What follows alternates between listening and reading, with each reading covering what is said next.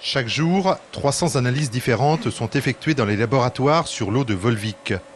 Sur l'eau de la source, captée à 100 mètres de profondeur, ainsi qu'au cours de tout le processus d'embouteillage. Des contrôles qui portent dans un premier temps sur la composition chimique de cette eau minérale qui doit être constante. Le calcium, le magnésium, les chlorures, les sulfates. On fait également donc la recherche d'éléments traces, comme les métaux lourds, le fer, le cuivre, le manganèse. Et donc là, on recherche en fait qu'il n'y en a pas. On vérifie la non-présence de ces éléments-là dans l'eau, ainsi que les nitrites et l'ammonium qu'on fait sur l'eau pour vérifier qu'il n'y en a pas non plus dans l'eau de Volvic. Les nitrites, un élément qui doit répondre à des normes strictes fixées par l'Organisation mondiale de la santé. Moins de 3 mg par litre. L'eau de Volvic peut en contenir 0,05 mg par litre.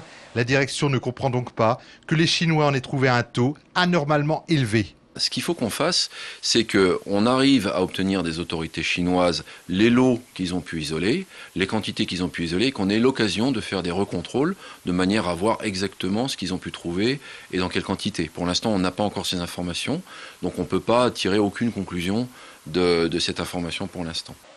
Chaque année, Volvic produit 1,3 milliard de bouteilles exportées dans 65 pays. Le marché chinois représente 0,03% de la production. Une goutte d'eau certes, mais ici au cœur du Puy-de-Dôme, on compte bien tirer cette affaire au clair. Et en attendant, la direction tient à rassurer les consommateurs sur la qualité irréprochable de l'eau depuis la première captation en 1965.